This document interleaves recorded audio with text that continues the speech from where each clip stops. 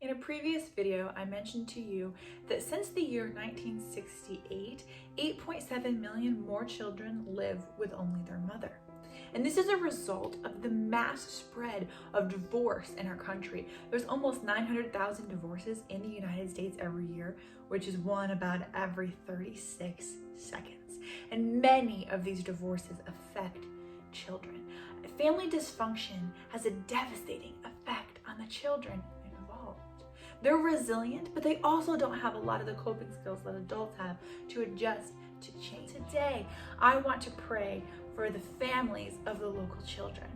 I want to pray for restoration, for reconciliation. God is a God of reconciliation. He's reconciled you and me to himself through the sacrifice of his son, and he can reconcile family relationships. So let's pray for the families today. And as we do that, I want to remind you of what God has done for us by adopting us into his family. It talks about it in the book of Galatians chapter 4. It's one of my favorite passages in the Bible, so I would like to read it to you.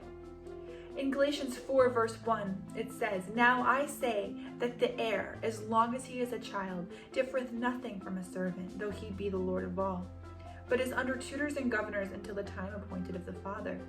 Even so we, when we were children, were in bondage under the elements of the world. But when the fullness of time was come, God sent forth his Son, made of a woman, made under the law, to redeem them that were under the law, that we might receive the adoption of sons. And because ye are sons, God hath sent forth the Spirit of his Son into your hearts, crying, Abba, Father. Wherefore thou art no more a servant, but a son, and if a son, then an heir of God through Christ."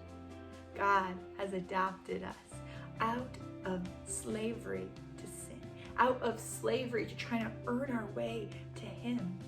Through the sacrifice of his Son, he has saved us, and he has reconciled us to himself. And we need to be praying that for the families of northeastern Pennsylvania, that he would reconcile them to himself, and then as a result of that, reconcile them to one another, so that children can grow up in households with parents that fear God and lead them in truth and in righteousness. This is not beyond God's control.